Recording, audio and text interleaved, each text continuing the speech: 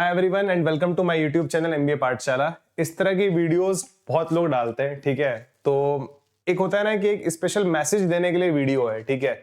आपको पता है कि 5 दिन में तो कैट क्रैक नहीं होगा, ठीक है। तो इस तरह की वीडियो से बहुत बच के रहना है और मैं इस वीडियो का जो ड्यूरेशन है बहुत छोटा रखूंगा। 6-7 मिनट में वीडियो खत्म हो जाएगा हमारा, ठीक है। जो इंपॉर्टेंट पॉइंट्स हैं जो आपको अपने माइंड में रखना है वो चीजें मैं आपको बताने लग रहा हूँ, ठीक है। और इस तरह के सेशंस, लंबे सेशंस लेने का कोई लॉजिक नहीं है इस टाइम पे। बच्चों को मुझे नहीं लगता कि डिस्ट्रैक्ट करने की जरूरत है, ठीक है। तो देखो, छोटी सी बात सुनो सबसे पहले मेरी। आपको पता है हमारे एग्जाम में 5 दिन बचे हैं। 5 भी दिन क्या, 21 हो गया, 22, 23, 24, 25, 4 दिन बचे हैं। 26 को हमारा एग्जाम ही है, 5वें दिन, ठीक है। पहले तो अपने मन में क्लैरिटी रखो। अगर आपको पता है कि आपने मेहनत करी है तो थोड़ा टेंशन फ्री हो जाओ, क्योंकि अगर आपने मेहनत करी, आपको पता है कि यार मैंने सबसे ज्यादा मेहनत करी है and I am the one जिसने बहुत सारे क्वेश्चन प्रैक्टिस करे हैं, एलआरडी के बहुत सारे सेट सॉल्व करे हैं, बहुत सारे आरसी सॉल्व करे हैं, तो फिर आप किस चीज की टेंशन ले रहे हो? अगर आपका सिलेक्शन नहीं होगा तो किसका होगा? खुद लॉजिक लगाओ ना। आपने बहुत मेहनत करी है तो आपका सिलेक्शन ही होगा ना यार, और किसका सिलेक्शन हो जाएगा? उस बच्चे का सिलेक्शन थोड़ा ही होगा जो 26 को 25 को एडमिट कार्ड डाउनलोड कर सीधा पेपर देने चला जाएगा। पूरे साल नहीं पढ़ाई करी, आपने बहुत शिद्दत से अगर तैयारी करी है तो 101% आपका सिलेक्शन होगा। अपनी प्रिपरेशन पे फेथ रखो और जहां से आपने पढ़ा है उन लोगों पे विश्वास रखो, ठीक है। अगर आप उनको पढ़ाने के बाद प्रीवियस ईयर क्वेश्चंस कर पा रहे थे, मॉक टेस्ट में स्कोर ला पा रहे थे, तो फिर किस चीज की टेंशन है? भगवान पे थोड़ा बहुत भरोसा तो रखना पड़ेगा ना, क्योंकि देख सारे के सारे आई नो 99% रोल आपका है, बट 1% आपको बाकी चीजों पे भी विश्वास रखना पड़ेगा, ठीक है। तो ये बात समझ में आ गई। चलो स्टार्ट करते हैं। देखो, इस टाइम पे हमारे लिए सबसे ज्यादा जरूरी क्या है, इन 5 दिन में क्या करें क्या ना करें, ठीक है। करना क्या है सबसे पहले मैं बता देता हूं आप लोगों को। आप पूरे साल आप ना एक क्लास नोट्स बनाते हो अपने, ठीक है। पूरे साल जब पढ़ते हो क्लास नोट्स बनाते हो, उन क्लास नोट्स को रिवाइज करने का टाइम आ चुका है। मैंने आपको बोला भी था जब मॉक टेस्ट स्ट्रेटेजी वाला सेशन लिया था सितंबर में कि आप अपनी एक डाउट नोटबुक रेडी करो। उस नोटबुक में अगर आपने अपने क्वेश्चंस हर मॉक के 4, 5, 6, 7 क्वेश्चन ऐसे लिखे थे जो आपको बहुत परेशान कर रहे थे कि उन कुछ क्वेश्चन से हमने कुछ नया सीखा था, तो उन क्वेश्चंस को एक बार रिवाइज कर लो कि अच्छा ये क्वेश्चन था, इसमें हम ऐसे सॉल्व करते थे, इसका सॉल्यूशन ऐसे आता था। ये क्वेश्चन था, इसका शॉर्टकट ये होता है, इसका आंसर ऐसे निकाल रहे थे। तो मैं जब भी पढ़ाता था मैं बताता था ना कि this is the traditional method and this is the shortcut. Exam में ट्रेडिशनल मेथड काम नहीं करता। बहुत सारी चीजों के शॉर्टकट होते हैं, मॉडुलस में भी होते हैं, ग्राफ में भी होते हैं, फंक्शंस में भी होते हैं, अर्थमेटिक में भी होते हैं, अलजेब्रा में भी होते हैं, ज्योमेट्री में भी होते हैं कि हमें सीधा पता होना चाहिए। अच्छा, इन रेडियस इक्विलेटरल ट्रायंगल की इन रेडियस सर्कमफेरेंस का रेशियो 1:2 होता है। ऐसे बहुत सारी चीजें हैं, चाहे जो वो ज्योमेट्री हो, चाहे वो अर्थमेटिक हो, चाहे वो टाइम, कुछ भी, कोई सा भी टॉपिक हो, हर टॉपिक में कुछ ना कुछ अलग था। तो उन सारी चीजों को रिवाइज कर लो। आप इस टाइम पे क्लासेस नहीं देख सकते। मान लो टाइम स्पीड डिस्टेंस मैंने 15 घंटे तक पढ़ा रखा है, क्या 15 घंटे क्लासेस देखना पॉसिबल है? नहीं है। इस टाइम पे सबसे ज्यादा जरूरी क्या है? अपने जो क्लास नोट्स थे, मॉक टेस्ट के जो आपके डाउट्स थे, क्लास नोट्स हो गए, कैट के पीवाईक्यूज आई थिंक आप लोगों ने कर लिए होंगे, ठीक है। तीसरी चीज, हमारे मॉक टेस्ट के जो क्वेश्चंस गलत होते थे वो चीजें रिवाइज कर लो एक बार। कुछ भी नया पढ़ने से बचो। जिसने पूरे साल ही नहीं पढ़ा, आखिरी के 4 दिन पढ़ के कैसे सिलेक्शन हो जाएगा यार? खुद लॉजिक लगाओ ना। आपने पूरे साल पढ़ा हुआ है, उसको रिवाइज कर लो। रिवीजन बहुत जरूरी है इस टाइम पे। रिवीजन लिटरली बहुत ज्यादा इंपॉर्टेंट रोल प्ले करता है इस टाइम पे। नया पढ़ने से बचो, जो पुराना पढ़ा हुआ है उसको रिवाइज कर लो। ये काम करना है आपको इन 4-5 दिन में। मॉक टेस्ट अगर लगाने का मन है तो मुझे लगता है कि एक मॉक टेस्ट आप 22, और अगर और ज्यादा मन करता है तो 23 में लगा लेना। उसके बाद आप फोकस करो रिवीजन पे।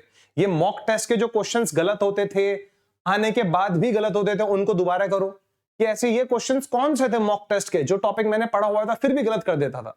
ऐसा नहीं करना ना, क्योंकि एग्जाम में करने से बचना है। तो इन चीजों पे ध्यान रखना है थोड़ा सा आपको। दूसरी चीज, हमारे बिल्कुल भी आपको परेशान नहीं होना है। आपको इतना पता होना चाहिए कि हाँ, प्रिपरेशन आपने करी थी। देखो यार, ये एग्जाम वाले जोन से ना मैं भी गुजर चुका हूं, तो मुझे पता है, ठीक है।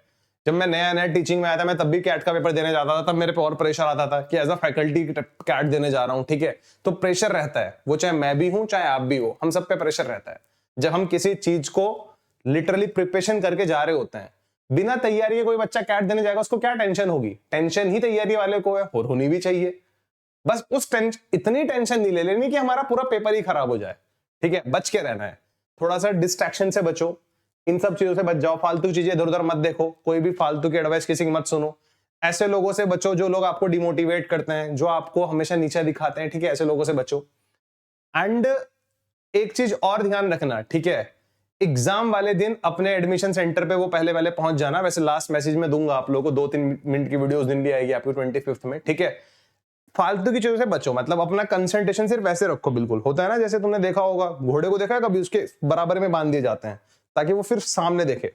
आपको सिर्फ अभी अपने तीनों सब्जेक्ट्स दिखने चाहिए, रिवीजन करना है आपको उनका कंप्लीटली। तो फोकस करना है रिवीजन पे, दूसरी चीज कैट के पीवाईक्यूज पे, तीसरी चीज हमारे जो मॉक टेस्ट में क्वेश्चंस गलत होते थे, आने के बाद भी गलती हो जाती थी, अपनी उन सिली मिस्टेक्स पे, वो रिपीट नहीं होनी चाहिए अब, ठीक है। बिल्कुल भी एग्जाम वाले दिन रिपीट नहीं होनी चाहिए। एंड हमेशा ध्यान रखना पेपर में हर लेवल का क्वेश्चन आएगा, इजी भी आएगा, मॉडरेट भी आएगा, डिफिकल्ट भी आएगा। डिफिकल्ट क्वेश्चंस को अगर आप छोड़ भी दोगे और इजी और मॉडरेट क्वेश्चंस को खाली सॉल्व करके आ जाओगे, तब भी आपका 99 से ज्यादा परसेंटाइल आ जाएगा, ठीक है। तो हर लेवल का क्वेश्चन है जो हमारे किसी भी क्वेश्चन पे स्टक नहीं होना अपने आप को। ये नहीं कि हमने 6 मिनट लगा दिए क्वांट के क्वेश्चन में, 8 मिनट लगा दिए, ठीक है। आप एक नई स्ट्रैटेजी मैंने इस बार बहुत सारे बच्चों पे इंप्लीमेंट करवाई है, 10-10 मिनट वाली स्ट्रैटेजी, ठीक है। 10-10 मिनट वाली स्ट्रैटेजी कि शुरू के 10 मिनट का टारगेट है 3 या 4 क्वेश्चन का, अगले 10 मिनट का टारगेट है 3-4 क्वेश्चन का, अगले 10 मिनट का टारगेट है 3-4 क्वेश्चन का। 3-4 क्वेश्चन ठीक करना है। मतलब ये वाली स्ट्रैटेजी मैंने इस बार बहुत सारे बच्चों पे अप्लाई करी है और बहुत ही अमेजिंग रिजल्ट देखने को मिले हैं कि हमने पूरे पेपर को क्वांट के सेक्शन को 4-10 मिनट के सेक्शन में बांट दिया। शुरू के 10 मिनट का टाइमर चल रहा है ऊपर, 10 मिनट में 3-4 क्वेश्चन सॉल्व करने हैं, अगले 10 मिनट में 3-4 क्वेश्चन सॉल्व करने हैं, अगले 10 मिनट में ये टारगेट लेके चलना है। इससे क्या होता है, हम ज्यादा देर किसी क्वेश्चन पे रुकते नहीं है, हमारा टाइम बच जाता है। तो बहुत सारी चीज है। At this moment of time there is no need to change your strategy. जो आप स्ट्रैटेजी अब तक लगाते आ रहे थे, जो स्ट्रैटेजी आपके मार्क्स आ रहे थे, उसको चेंज करने की जरूरत नहीं है। हाँ, बट कुछ चीजें अच्छी लगी वो मैंने बता दिया आपको। ये स्ट्रैटेजी बताने का रीजन एक ही था कि ज्यादा टाइम वेस्ट नहीं करना किसी भी क्वेश्चन पे। सो दीज आर द छोटी छोटी थिंग्स यार, इन पे काम करना है। और बाकी बहुत ही अच्छा लगा, जस्ट अब आज ही हमारा सिल्वर प्ले बटन आया है, ठीक है। उसका अनबॉक्सिंग का वीडियो भी मैं डालूंगा, ठीक है। बाकी यार बहुत अच्छा, ठीक है। अच्छे से दो, टेंशन फ्री रहो, हल्का खाना खाओ, फास्ट फूड खाने से बचो, ठीक है। जिन लोगों का स्लॉट 1 है, एक हैबिट बना लो जल्दी सोने की। जिन लोगों का स्लॉट 1 है, 10 बजे तक सो जाओ भाई। स्लॉट 1 वाले 10 बजे सो जाओ, एटलीस्ट 7-8 घंटे की नींद लेके जाना पेपर से एक दिन पहले, और आदत बना लो अभी से ही।